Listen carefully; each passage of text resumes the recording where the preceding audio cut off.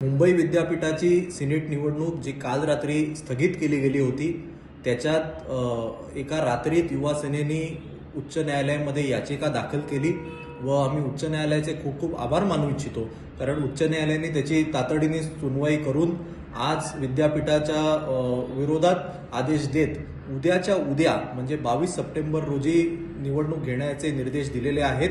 हा विजय हा केवळ युवा सेनेचा नसून हा 13,500 पदवीधरांचा आहे आणि या सरकारने जे काही लोकशाहीला च्या विरोधात जे काही षडयंत्र रचलं होतं हे षडयंत्र देखील उच्च न्यायालयाने हाणून पाडलेले आहे। त्यामुळे आम्ही उच्च न्यायालयाचे खूप खूप आभार मानू इच्छितो व युवा सेना या सिनेट निवडणुकीसाठी सज्ज आहे व आदित्य ठाकरे साहेबांच्या नेतृत्वाखाली ही निवडणूक आम्ही लढू आणि 10 पैकी 10 जागा या 100% आम्ही जिंकू। धन्यवाद।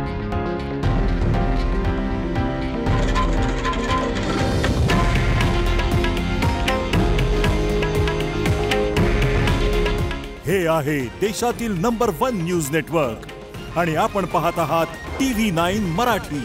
काळजी तुमची, हित महाराष्ट्राचं।